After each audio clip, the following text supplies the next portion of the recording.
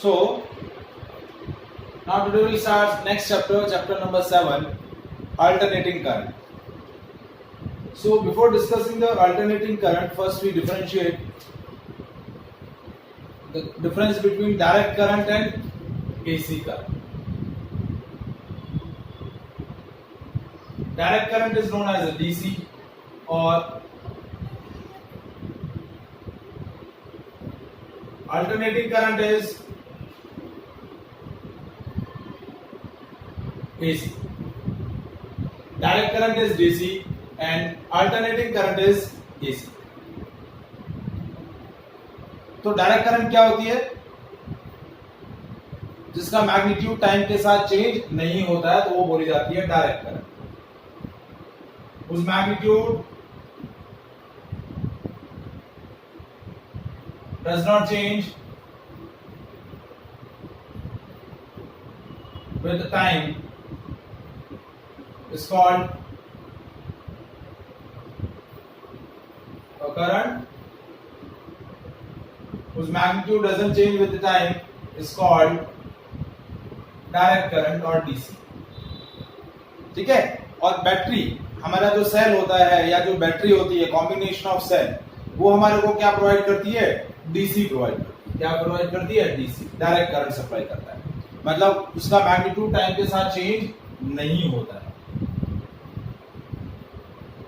Current और time के बीच में यदि हम ग्राफ प्लॉट करें तो ग्राफ कुछ ऐसा है. ठीक है. जैसे इसके लिए सर्किट बनाया, ये हमारा सर्किट एलिमेंट और इसको हमने बैटरी से कनेक्ट कर दिया. तो बैटरी के थ्रू जो रेजिस्टेंस में करंट आएगी वो मेरी डायरेक्ट करंट होगी. क्या होगी? Direct current. ठीक है. अब अल्टरनेटिंग करंट क्या होता है? AC. A current whose magnitude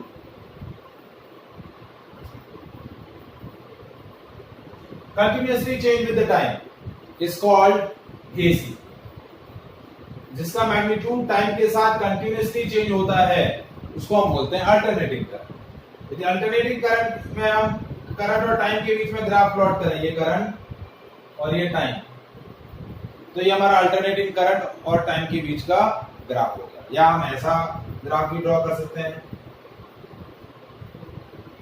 this is also curve for alternating current and time.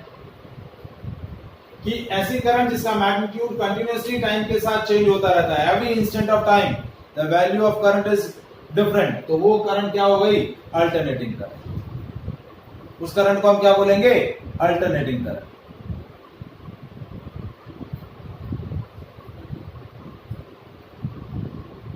ठीक है. अल्टरनेटिंग करंट के लिए आपका इलेक्ट्रिक सर्किट क्या रहेगा? ये सर्किट एलिमेंट रेजिस्टर और उसके थ्रू हमने एक alternate source of alternate EMF यानी एसी वोल्टेज हमने यहां अप्लाई किया. AC voltage. कौन सा वोल्टेज अप्लाई किया? Alternating voltage. और अल्टरनेटिंग वोल्टेज हम किससे जनरेट करते हैं? अल्टरनेटिंग वोल्टेज और alternating current is generated by AC generator, जो हमने ईएमआई के अंदर डिस्कस किया था कल ही. AC generator. एसी जनरेटर जो करंट प्रोड्यूस करता है उसको हम बोलते हैं अल्टरनेटिंग करंट. इंड्यूस ईएमएफ जो सेटअप होता है अल्टरनेटिंग आपका एसी जनरेटर के अंदर, वो क्या बोला जाता है? अल्टरनेटिंग वोल्टेज या फिर एसी वोल्टेज. ये वोल्टेज टाइम के साथ चेंज होता रहता है, तो उसकी वजह से जो करंट प्रोड्यूस होगी वो भी क्या होगी? टाइम के साथ चेंज होगी. तो इस चैप्टर के अंदर हमें एसी वोल्टेज और एसी करंट के बारे में डिस्कस करना है. तो पिछले सेशन कल की क्लास में ही मैंने बताया था instantaneous value of voltage and instantaneous value of current. उन दोनों की मैथमेटिकल इक्वेशन मैंने आपको बताई थी. सो फर्स्ट अल्टरनेटिंग वोल्टेज, और इसको हम बोलते हैं alternating EMF.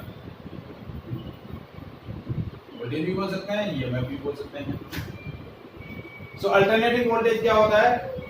E is equals to E naught sin omega t, या फिर इसको ऐसा बोलते हैं V is equals to V naught sin omega. So this is E is what? Instantaneous value of voltage या EMF. E is equal to E naught sine omega T. ये जो E naught है वो क्या है, peak value, maximum value of alternating voltage. ठीक है, ये ओमेगा, ओमेगा क्या है, एंगुलर फ्रीक्वेंसी। ओमेगा की वैल्यू क्या होगी, 2 पाई बाय टी और 2 पाई एफ। एफ क्या है, फ्रीक्वेंसी, एफ क्या है, फ्रीक्वेंसी, और टी क्या है, टाइम पीरियड। तो डेफिनेशंस वैसी हैं। Frequency is the number of oscillations per second by AC voltage is called frequency. Time period, time required to complete one oscillation, वो क्या बोला जाएगा, टाइम पीरियड। फ्रीक्वेंसी का यूनिट क्या होगा, हर्ट्ज। टाइम पीरियड का यूनिट क्या होगा, सेकेंड। फ्रीक्वेंसी का यूनिट हर्ट्ज, टाइम पीरियड का unit second.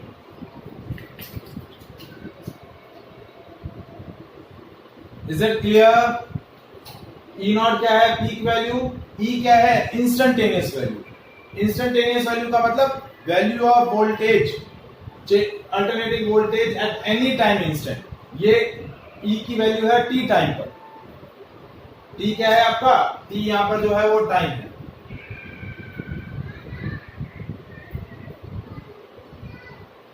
Is it clear? यदि सपोज यदि इंस्टेंटेनियस या अल्टरनेटिंग वोल्टेज की वैल्यू या उसकी जो मैथमेटिकल इक्वेशन है, मैं थोड़ा सा इस तरीके से लिख रहा हूं, E equals to E naught sine omega T plus five, यदि ये है तो देखिए ये जो ओमेगा टी प्लस फाइव है ये बोला जाता है फेज। क्या बोला जाता है, फेज। और फाइव क्या बोला जाता है, five is known as initial phase. So आप मुझे बता सकते हैं फेज क्या होता है, what is the phase?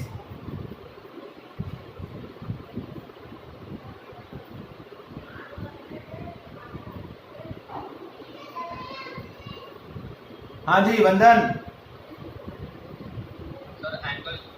Angle. और देखिए किसी भी टाइम वेरिंग क्वांटिटी का मतलब ऐसी कोई भी फिजिकल क्वांटिटी जो टाइम के साथ वेरी करती है, ठीक है, तो उसका जो फेज होता है वो फेज उसकी क्या बताता है, पोजीशन बताता है at any time of instant. क्या बताता है, it gives the position of that physical quantity at any time instant, वो होता है उसका फेज। अब पोजीशन एंगल के टर्म में हो सकती है, पोजीशन आपकी डिस्टेंस और डिस्प्लेसमेंट के टर्म में हो सकती है, तो किसी भी टर्म में आपकी उस टाइम वेरिंग फिजिकल क्वांटिटी की पोजीशन को कौन डिस्कस बताता है, फेज। अब ये जो फाई है, फाई इनिशियल फेज भी है और फाई आपका फेज डिफरेंस भी बोला जाता है। अच्छा डिस्कस कर रहा था फेज क्या होता है। Phase is a position of और time varying quantity with the equilibrium position. Equilibrium position से उसकी क्या पोजीशन है किसी पर्टिकुलर टाइम इंस्टेंट पर, वो पोजीशन जो है वो क्या बताता है, उसका फेज। और इनिशियल फेज क्या होता है, the position at t is equal to 0, तो वो उसकी इनिशियल क्या हो गई, फेज होगी। कहीं कहीं बार इस फाई को हम फेज डिफरेंस भी बोलते हैं। क्या बोलते हैं, फेज डिफरेंस भी। क्या बोलते हैं, फेज डिफरेंस। जैसे कैसे, देखिए यदि दो डिफरेंट आपके क्या है अल्टरनेटिव वोल्टेज है, एक है E equals to E naught sine omega T और एक है E1 is equals to E naught sine omega T plus five, तो हम क्या बोलेंगे कि both have a phase difference of five, क्योंकि इसका फेज है ओमेगा टी प्लस फाइव और इसका फेज है ओमेगा टी, तो फेज डिफरेंस दोनों के बीच का कितना हो गया, omega T plus five minus omega T, तो फेज डिफरेंस कितना हो गया, फाइव। तो कहीं पर फाइव जो होगा वो क्या रहेगा, फेज डिफरेंस भी क्या होता है, बोला जाता है। Is it clear?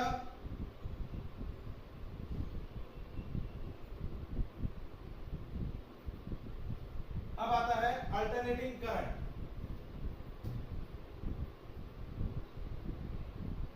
तो alternating current, if I am taking a circuit element as a resistor and its both the ends are connected to the AC voltage, यदि मैं इस रेजिस्टर को AC वोल्टेज से कनेक्ट कर दूं, V V not sin omega t, तो इसकी वजह से इस रेजिस्टर में या इस सर्किट के अंदर क्या होगा, अल्टरनेटिंग करंट फ्लो करेगा। अल्टरनेटिंग करंट हो जाएगा V by R, Ohm's law हमने अप्लाई किया, तो V V not sin omega t by R, तो I I not sin omega t, where I not क्या है, I not V not by R, I not की value क्या है, V not by R।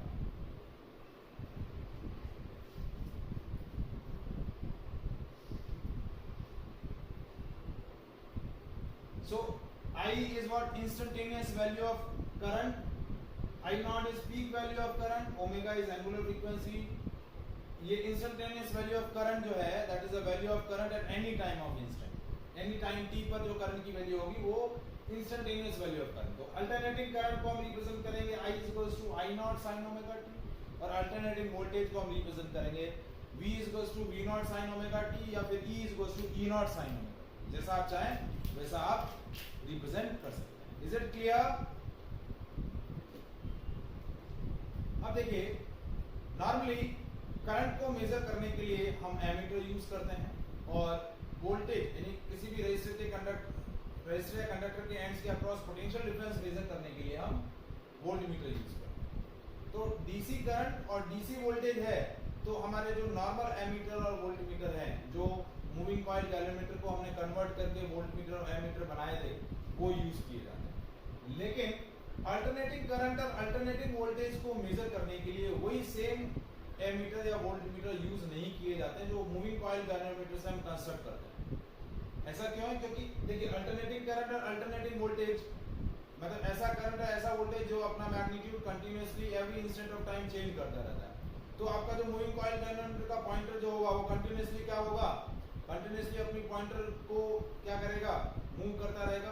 But practically वो अपने inertia की वजह से इतना फास्ट मूवमेंट या कंटिन्यूअस मूवमेंट नहीं कर रहा है। तो यदि आप अल्टरनेटिंग करंट या अल्टरनेटिंग वोल्टेज को मेजर करने के लिए वो नॉर्मल एमीटर या वोल्टमीटर आप कनेक्ट करेंगे, so they showing a zero deflection in the circuit. कोई भी डिफ्लेक्शन नहीं बताएंगे, मतलब वो बताएंगे कि सर्किट में कोई भी करंट नहीं है या फिर कोई भी पोटेंशियल डिफरेंस कंडक्टर के एंड्स के अक्रॉस नहीं है। तो वो अपनी इनर्शिया की वजह से वैसा नहीं कर पाता। तो नॉर्मली जो अल्टरनेटिंग वोल्टेज या अल्टरनेटिंग करंट को मेजर करने के लिए जो हम एमीटर या वोल्टमीटर यूज करते हैं वो होते हैं AC ammeter and AC voltmeter, and they based on heating effect of current. वो किस पर वर्क करते हैं? हीटिंग इफेक्ट ऑफ करंट पर वर्क करते हैं। क्योंकि जब आप क्या करेंगे, अल्टरनेटिंग वोल्टेज या अल्टरनेटिंग करंट उसमें सप्लाई करेंगे, तो उससे अटैच उसमें कनेक्ट जो कॉइल होगी वो हीटिंग इफेक्ट की वजह से एक्सपांड होगी, और उसकी एक्सपांशन की वजह से उससे अटैच पॉइंटर जो होगा वो डिफ्लेक्ट करेगा। So AC voltage, AC ammeter and AC voltmeter is based on heating effect of current. और दूसरा जो एसी एमीटर और एसी वोल्टमीटर, यस यस बेटा, क्या हुआ? सर आपकी आवाज कट रही है। सर आपकी आवाज कट रही है। एक सेकंड बेटा। अल्टरनेटिंग करंट और अल्टरनेटिंग वोल्टेज को मेजर करने के लिए hot wire ammeter and hot wire voltmeter use किए जाते हैं। उनको AC ammeter and AC voltmeter बोला जाता है, because they are works on heating effect of current. Joule's heating effect of current पर वो क्या करते हैं, वर्क करते हैं। ठीक है। और दूसरा जो रीजन होता है कि नॉर्मल जो एमीटर और वोल्टमीटर है वो अल्टरनेटिंग करंट या अल्टरनेटिंग वोल्टेज को क्यों नहीं मेजर कर पाते? क्योंकि अल्टरनेटिंग करंट और अल्टरनेटिंग वोल्टेज का एक पूरे कंप्लीट साइकिल के लिए, एक पूरा कंप्लीट रिवॉल्यूशन के लिए, पूरे कंप्लीट साइकिल के लिए जो एवरेज वैल्यू होती है वो 0 होती है। ठीक है। जैसे आपका अल्टरनेटिंग करंट या अल्टरनेटिंग वोल्टेज का यदि हम ग्राफ प्लॉट करें टाइम के साथ, ये करंट है, ये टाइम है। तो एक एवरेज वैल्यू जो रहेगा पूरे साइकिल के लिए, ये पूरा एक साइकिल का ग्राफ हुआ, तो average value of alternating voltage और alternating current for a complete whole cycle is 0।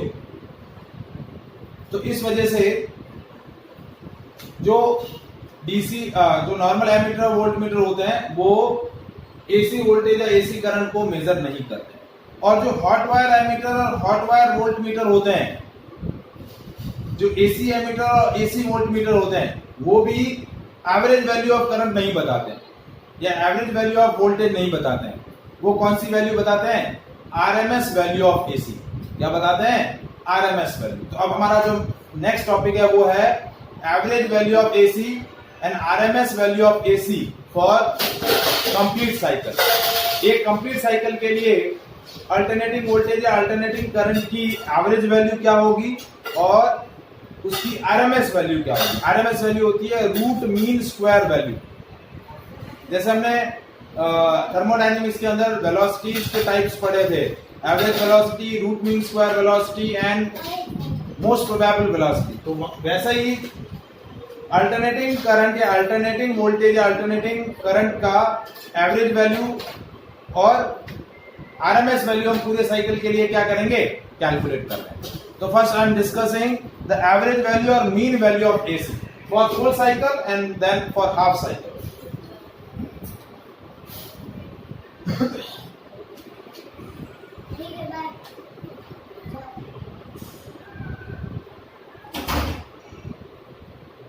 Average value of AC for complete cycle. देखिए, यदि कोई भी फिजिकल क्वांटिटी है, यदि उस फिजिकल क्वांटिटी का एवरेज कैलकुलेट करना है, तो उस फिजिकल क्वांटिटीज की जो डिफरेंट वैल्यूज होंगी, ठीक है, उन डिफरेंट वैल्यूज का हम क्या कर लेते हैं? एवरेज कैसे कैलकुलेट करते हैं? आई एवरेज, जैसे करंट है तो आई एवरेज क्या होगा? I1 plus I2 plus I3 plus I4 plus IN upon n। ये किसी भी फिजिकल क्वांटिटी के यदि डिस्क्रीट वैल्यूज हैं तो इस तरीके से एवरेज कैलकुलेट किया जाए। बट यदि आपकी कोई फिजिकल क्वांटिटी कंटिन्यूअसली टाइम के साथ चेंज हो रही है, जैसे यहाँ हमारा जो अल्टरनेटिंग करंट है I equals to I not sine omega t, तो ये वैल्यू हर इंस्टेंट पर क्या हो रही है? चेंज हो रही है। क्या हो रही है? हर इंस्टेंट पर इसकी वैल्यू चेंज हो रही है। तो इसका एवरेज कैसे कैलकुलेट करेंगे? तो एवरेज कैलकुलेट होगा 1/t integration of I dt। ये उसका इंटीग्रेशन तरीके से क्या किया हमने? एवरेज कैलकुलेट किया। क्या कैलकुलेट किया? Average calculate. देखिए कैसे निकाला, ये फिगर कैसे आया कि सपोज आपका करंट जो है वो t टाइम के लिए ट्रेवल, मतलब क्या कर रहा है? सर्किट में फ्लो कर रहा है। तो इस कैपिटल T टाइम पीरियड में टोटल चार्ज कितना होगा? टोटल चार्ज होगा Q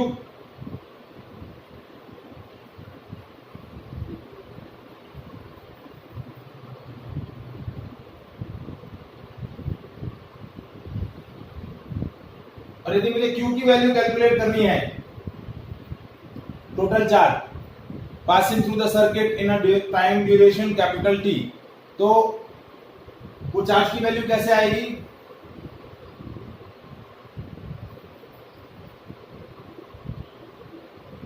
फर्स्ट मैं कैलकुलेट करूंगा कि एक स्मॉल टाइम इंटरवल के अंदर यदि मेरा कांस्टेंट करंट फ्लो कर रहा है, मतलब ये जो टाइम इंटरवल मैंने dt लिया है, ये dt इतना टाइम इंटरवल है कि जिसके लिए मैं करंट की वैल्यू को कांस्टेंट कंसीडर कर सकूं।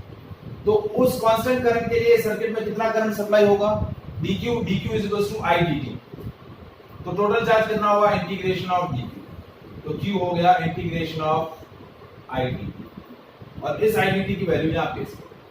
तो ये आपका एवरेज आ गया, क्योंकि देखिए ये जो करंट है वो कंटिन्यूअसली चेंज हो रहा है। तो हमने क्या किया? एक स्मॉल टाइम इंटरवल लिया जिसमें मैंने बोला कि इस टाइम स्मॉल टाइम इंटरवल के लिए मैं क्या कंसीडर कर रहा हूं कि मेरा करंट कांस्टेंट है।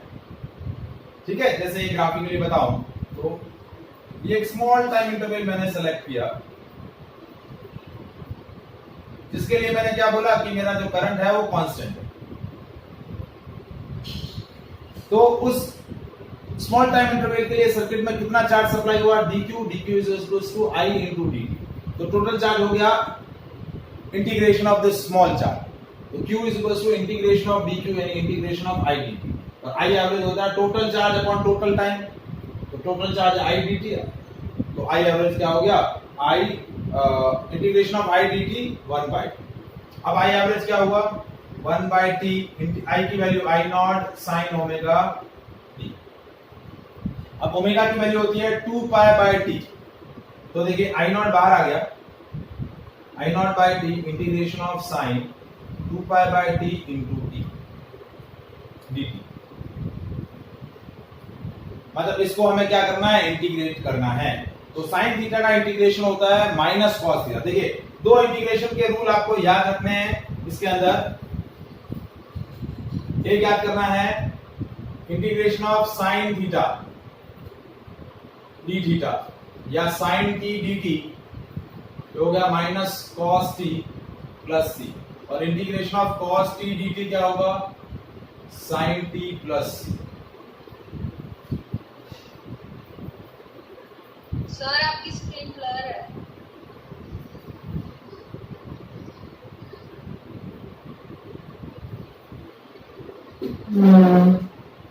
अब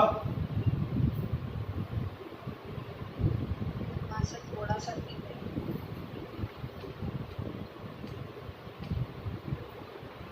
तो देखिए ये साइन थीटा का इंटीग्रेशन, ये कॉस थीटा का इंटीग्रेशन मैंने कर लिया, या साइन टी या कॉस टी का इंटीग्रेशन टी के रेस्पेक्ट में, ठीक है। अब मुझे इस टर्म का इंटीग्रेशन करना है, तो ये हो गया साइन टी, ये वाला ओमेगा है ना, ये ओमेगा वाली टर्म जो होगी, देखिए इसके लिए भी मैं एक चीज बता दे रहा हूं। जैसे मेरा इंटीग्रेशन यदि फंक्शन है sign omega T D T, तो इसका इंटीग्रेशन क्या होगा, minus cos omega T by omega, क्योंकि टी के साथ ये जो ओमेगा है कांस्टेंट न्यूमेरिकल वैल्यू, ये इंटीग्रेशन में क्या आता है, डिवीजन में आ जाता है। और यदि मेरा cos ओमेगा टी है, cos ओमेगा टी dt है, तो ये क्या हो जाएगा, plus sign omega T by omega. तो t के साथ जो न्यूमेरिकल वैल्यू है प्रोडक्ट के अंदर, वो डिवीजन में आ जाएगी। तो यहाँ ओमेगा रखो या फिर न्यूमेरिकल वैल्यू रखो 2π/T, तो वो क्या आ जाएगी, मेरे डिवीजन के अंदर आ जाएगी। क्या आ जाएगी, डिवीजन के अंदर, डिवाइड के अंदर, डिनोमिनेटर के अंदर आ जाएगी। तो देखिए अब आई एवरेज कैसे कैलकुलेट किया, I average is equal to I naught by T, sine theta का इंटीग्रेशन हो गया minus cos 2π/t into T, और 2π/t डिवीजन में ले लिया 1/2π/t, तो t/2π होगा। तो देखिए t से ये t कैंसिल हो गया, ठीक है। तो अब आपका एवरेज वैल्यू क्या आया, देखिए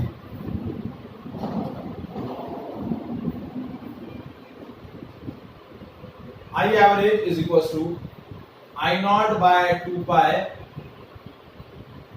integration of minus 2π/t into t। अब मुझे पूरे साइकिल के लिए कैलकुलेट करना है, तो मेरा लिमिट क्या होगा, 0 से t, क्या होगा 0 से t। तो यहां मैं लिमिट लगाऊंगा, lower limit 0, upper limit t, क्या लगाऊंगा, अपर लिमिट t। तो ये हो गया I naught by 2π minus cos 2π/t into t, minus of cos 2π/t into 0। एक बार स्मॉल t की जगह मैंने क्या रखा, कैपिटल T, और एक बार माइनस साइन लगा के स्मॉल t की जगह क्या रखा, 0। ये डेफिनेट इंटीग्रेशन है। अरे आपको थोड़ा सा इसको प्रैक्टिस करना पड़ेगा, बायोलॉजी स्टूडेंट हो, वो दोनों मैथ्स के हैं, तो उनको कोई इशू नहीं रहेगा। तो ये हो गया आई नॉट बाय 2π, ये t से t कैंसिल हो गया, माइनस कॉस 2π, और ये हो गया प्लस कॉस 0। तो आई नॉट बाय 2π, कॉस 2π की वैल्यू होती है 1, तो ये हो गया -1 प्लस 1, -1 और प्लस 1 हो गया 0। तो आई एवरेज क्या आ गया, 0। तो पूरे साइकिल के लिए अल्टरनेटिंग करंट की जो एवरेज वैल्यू आई वो क्या आई? 0। आया समझ में?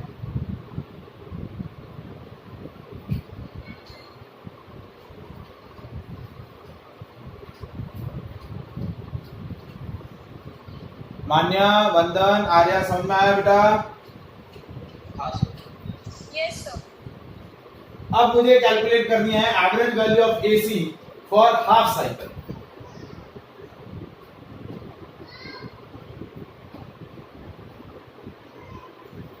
हाफ साइकिल के लिए कैसे निकालूंगा?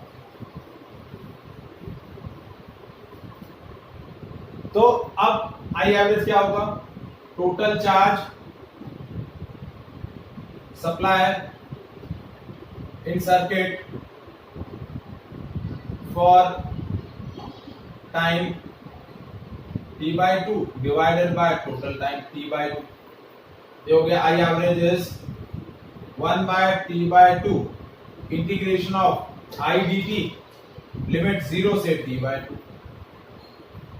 जो हमने कंप्लीट साइकिल t लिया था उसकी बजाय हम क्या ले लेंगे?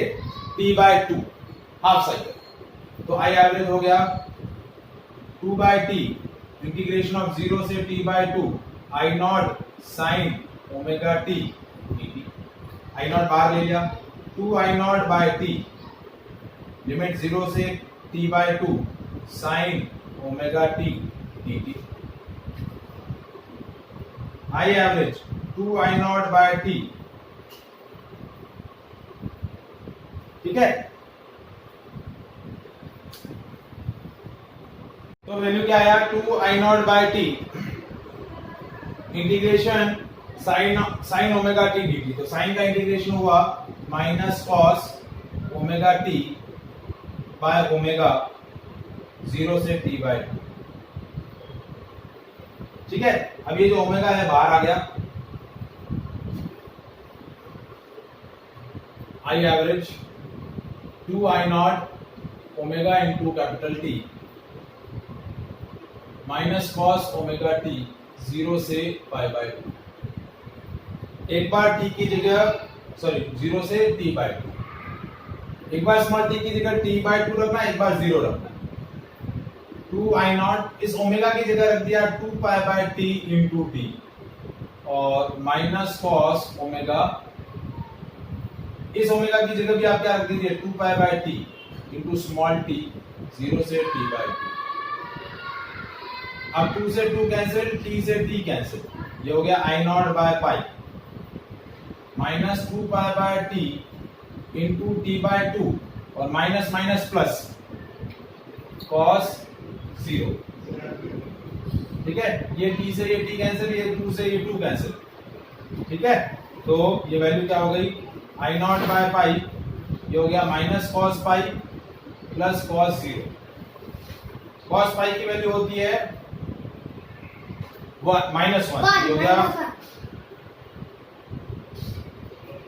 ये हो गया 1 प्लस 1, कितना हो गया? 2 I not by pi.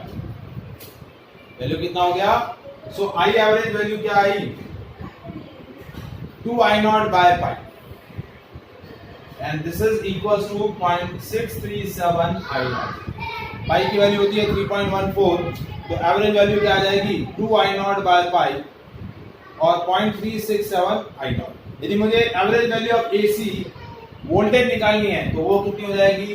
V average is equals to 2 V nought by pi, वही सेम 0.637 V नॉट। ये average value of current for half cycle, this is the average value of alternating voltage for half cycle.